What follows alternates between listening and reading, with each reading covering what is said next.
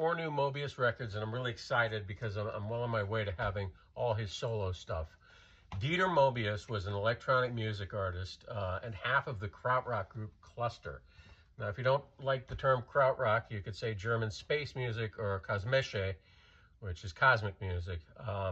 Either way, if you're interested in krautrock or you feel like dipping your toe in, Cluster is definitely a band that it's one of the big ones along with Can, Faust, and Neu that you need to explore.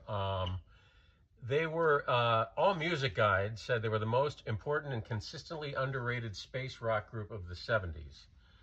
Krautrock expert and Teardrop Explodes frontman Julian Cope included 3 Cluster recordings in his Krautrock Top 50. And the magazine The Wire included Cluster's debut album in a list of 100 records they said set the world on fire. So Moebius, one half of Cluster, is an innovative and prolific electronic music artist.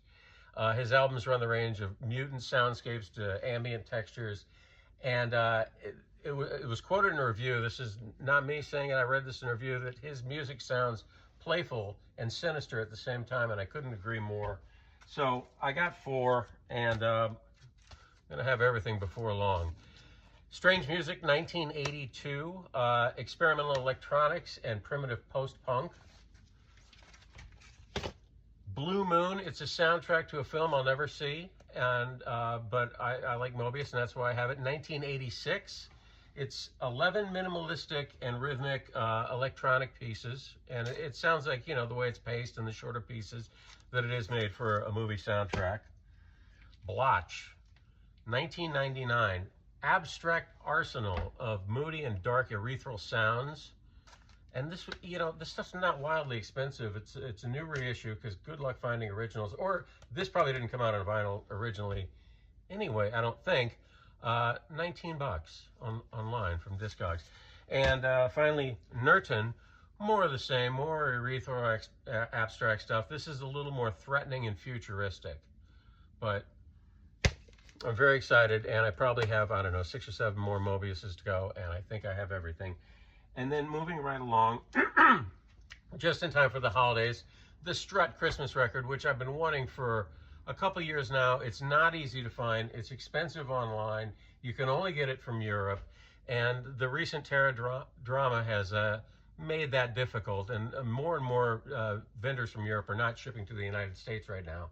So I was lucky enough to have somebody from Germany who had a friend going to LA who was willing to ship it to me from there. And, you know, I buy a lot of stuff on Strut. The label was formed in 1999 in London, and they specialize in reissues of funk and jazz and African music. In the Christmas Groove came out in 2009.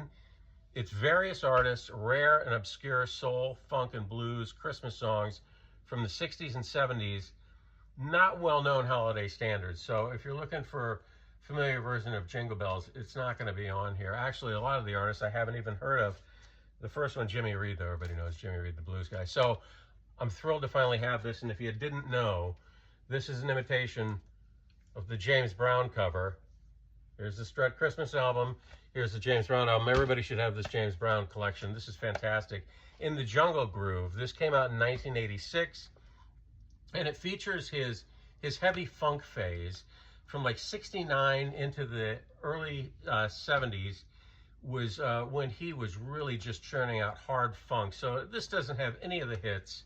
It doesn't have Cold Sweat, It's a Man's World, any of that. It's his hard funk stuff, and for me, the only stuff to listen to by James Brown. I mean, I like the early stuff, but I always pull out the heavy funk stuff. This comp was put together in '86 to capitalize on all the hip-hop artists who were sampling James Brown's stuff. So if you don't have it, check it out. This is a fantastic collection. But it's really all about the Christmas record. Thanks.